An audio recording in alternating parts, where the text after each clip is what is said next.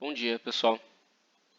Vou iniciar a apresentação das condições meteorológicas para os próximos dias, aí, né, por curto prazo. O site do CPTEC hoje está meio instável, então é boa que eu não consegui pegar a figura da climatologia do mês de julho, tá? Só observado até a data de hoje. São só 5 dias e a gente não teve precipitação significativa aqui no sul nem no sudeste, tá? Nesse momento tem uma frente fria atuando aqui no limite sul aqui do Rio Grande do Sul, né? Não está gerando muita precipitação e por isso que a gente não tem esse sinal aqui de anomalias positivas nessa região, tá? As frentes frias elas não têm passado aqui para as bacias do sul e nem para o sudeste, tá? As chuvas têm acontecido mais mesmo aqui no litoral do nordeste, associado principalmente aqui à circulação da ASA, né, que é a alta subtropical do Atlântico Sul, e também a TSM dessa região que está mais aquecida, como eu vou mostrar aqui. Todo esse Atlântico tropical aqui ele está mais aquecido, isso faz com que tenha uma maior evapotranspiração, né? Uma maior evaporação da, da água aqui nessa região, tá? E como a gente tem a circulação da asas nessa região, que é alto subtropical, né?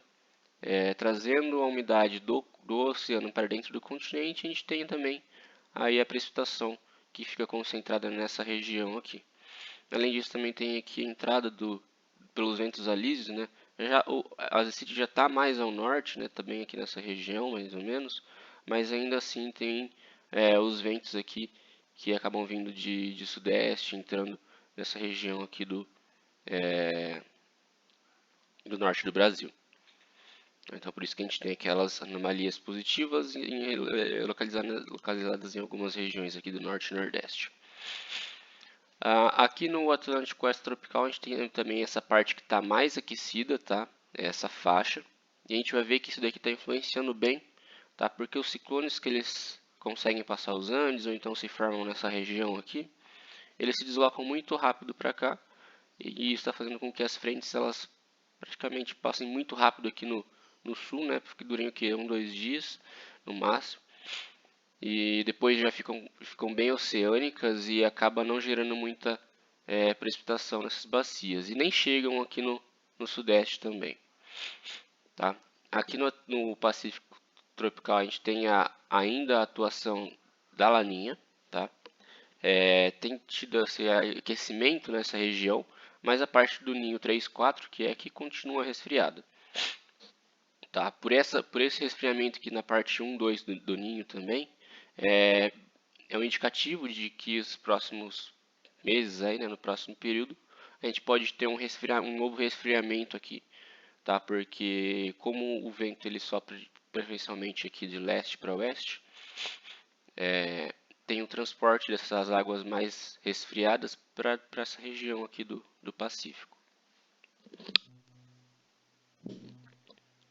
Na primeira penta, como eu disse, né, as frentes elas têm ficado bem ao sul aqui, bem no limite sul aqui do Rio Grande do Sul. E a tendência é que isso continue, pelo menos pela próxima pêntada, principalmente por dois motivos. Né? O primeiro é a temperatura da superfície do mar aqui nessa região do Atlântico Oeste Tropical, que a maioria dos ciclones eles têm se formado nessa região. Com eles se formando nessa região, eles se deslocam muito rápido para essa parte que está mais aquecida, porque os ciclones eles se alimentam desse calor liberado aqui nessa região que está mais aquecida, né, para eles se manterem. E aí as frentes frias elas ou nem chegam nas bacias do sul, então passam muito rápido, tá? Nesse caso aqui elas não estão chegando por causa do segundo motivo, tá? Que é uma alta pressão. Aqui a gente tem em baixos níveis, a gente consegue ver que a asas ela está dentro do continente, tá? Que esse giro anticiclônico aqui do vento, isso daqui é a asas, tá? E aqui está posicionado o ciclone que eu falei. Esse daqui é a previsão para o dia 7, onde ele está costumando se formar. É bem nessa posição aqui, bem ao sul, né? E aí ele se desloca muito rápido para cá. Primeiro porque ele desvia da asas, que está bem extensa. E segundo porque aqui está mais aquecido. E aqui em altos níveis a gente também tem a atuação de uma alta pressão. tá? Aqui no dia 7, essa alta pressão está bem sobre o continente, tá? É o dia máximo nessa península que ele vai ficar deslocado, deslocado sobre o continente, não, está deslocado sobre o oceano, tá? Tá pegando um pouco aqui no continente. Apesar da gente ainda ter uma circulação dentro do continente, a linha de mesmo geopotencial aqui, ela não pega muito dentro, né? Ela fica mais na parte litorânea aqui do sudeste. Então a alta pressão não está mais tão intensa dentro do continente, porque teve um deslocamento, devido principalmente aqui à formação desse ciclone e a frente fria associada a ele, que acaba tendo esse cavado aqui em médios níveis, né? Esse cavado aqui ele não está muito intenso, então por isso que ele não desloca tanto essa alta pressão para o oceano. Depois do dia 7, essa alta pressão ela volta para dentro do continente e aí continua mantendo a precipitação lá no sul do Brasil. No sul do Brasil não, bem na fronteira entre o Rio Grande do Sul e o Uruguai, tá? No extremo sul do Brasil. Na segunda pêntade, aqui a gente tem um avanço um pouco maior das chuvas previsto, né? Aí tem uma diferença entre os dois modelos. Aqui o ECMWF na rodada de hoje ele deu uma molhada boa, tá? Aqui no sul. E o Jefferson ele está um pouquinho mais seco. Eu acredito que o ECMWF ele possa estar um pouquinho exagerado em alguns pontos, tá?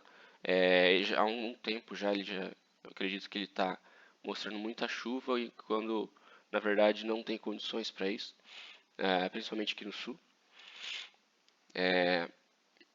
E eu acredito que ele possa estar um pouquinho exagerado. Deve ficar entre os dois modelos aqui, um pouquinho mais baixo que o ECMWF está prevendo.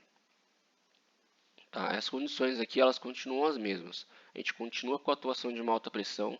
Tá? Aqui no dia 11 é a mínima intensidade que a gente observa dessa alta pressão em médios níveis. Tá?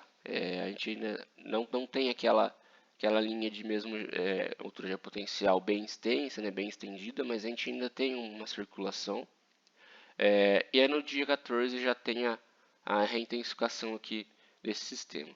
Ou seja, a tendência mesmo é que esse sistema ele fique atuando somente aqui no sul do Brasil, porque as frentes elas não têm intensidade suficiente para conseguir avançar. Isso por causa da distância aqui, né, do ciclone, que ele se forma aqui e se desloca muito rápido para leste. Então isso faz com que as frentes frias não tenham intensidade suficiente para avançar e o cavalo associado a essa frente fria conseguir vencer essa alta pressão de forma bem expressiva. Tá?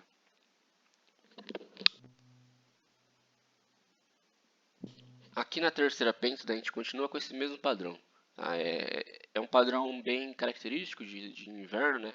Essa alta em médios níveis ela prevalecer, continuar por um período mais longo e as frentes, a chuva, né, acontecer somente aqui no sul do Brasil. Tá, de novo, o ECMWF está um pouco mais molhado do que o Jefferson, mas aqui a previsibilidade aqui dos sistemas já não é tão boa, tá? Lembrando que está fazendo chover aqui são sistemas sinóticos, majoritariamente frente fria, né? Nesse momento não tem outros sistemas que vão atuar aqui para gerar precipitação. E a previsibilidade de frente fria ali com mais de 10 dias é muito ruim. Então, pode variar bastante ainda essa previsão. Tá? Mas a tendência é continuar dessa forma. Tá? As chuvas elas permanecendo somente aqui nas bacias do sul e sudeste ali ficando bem seco mesmo.